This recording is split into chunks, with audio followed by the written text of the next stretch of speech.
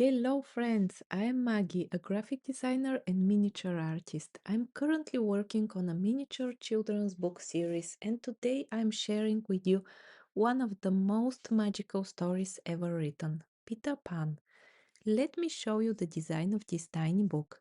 I wanted it to feel like a real modern children's treasure. The cover is bright and playful, with rich, fresh colors that immediately bring that dreamy, magical world to life. Inside, the illustrations are beautifully colorful and full of charm.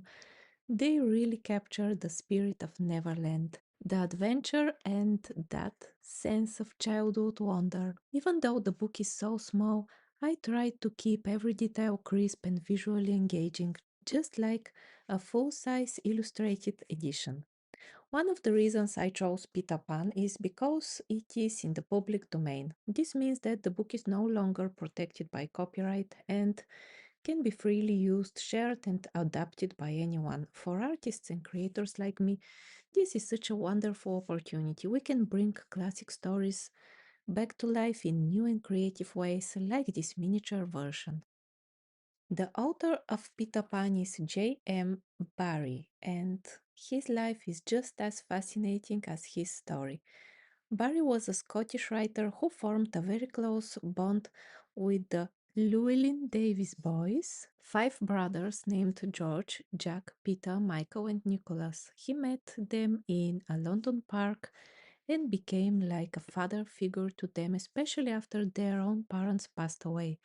These boys became the direct inspiration for the Lost Boys in Peter Pan, and their imaginative games together helped shape the world of Neverland. The story also has a bittersweet side. Barry's own childhood was marked by a tragedy. His older brother died in an accident, and his mother was deeply affected by the loss. It's said that Barry tried to comfort her by staying forever a boy in her eyes, which may have influenced his lifelong fascination with the idea of never growing up.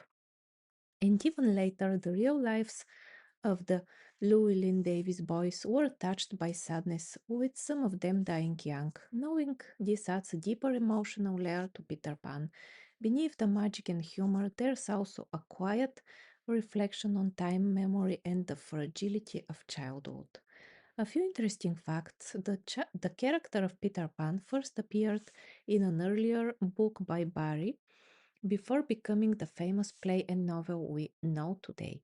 Also, the name Peter Pan was inspired by one of the boys, Peter Davis, combined with Pan, the Greek god associated with nature and mischief. I recently read Peter Pan again as an adult, and especially from the perspective of a mother, and I have to say it feels very different now. As a child, it's all about adventure and magic, but as an adult, you start to notice the themes of growing up, time, and even loss. It's surprisingly emotional in places. That said, I still find it incredibly humorous and beautifully written. The wit and charm are absolutely timeless.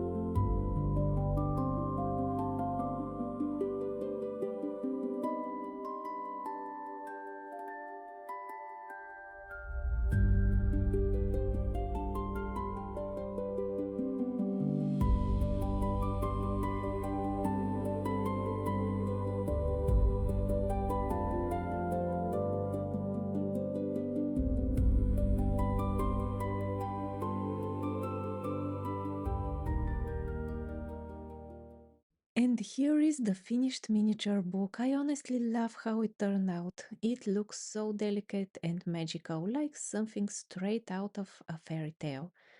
Of course, because of the size, I couldn't include the full story inside. There simply isn't enough space, so I selected parts and designed it in a way that still captures the essence of the book. Now I want to show you some of my full-size printed books. On the screen you can see my cottage floral wallpapers book.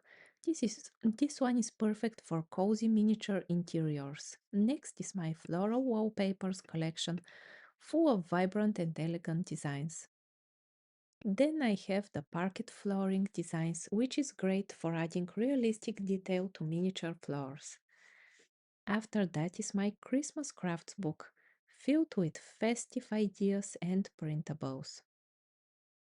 And finally, my newest one, Make Your Own Miniature Library, which helps you create an entire collection of tiny books like this one. All of these books are around 100 pages in A4 format and printed using the best quality paper and ink options that Amazon KDP offers. You'll find links to all of them in the description below the video if you are interested. And that's it for today. In the next episode, I'll be making another miniature children's book, The Wonderful Wizard of Oz by L. Frank Baum. So stay tuned for that. Thank you so much for watching. Don't forget to like, share, and subscribe, and I will see you in the next video. Bye!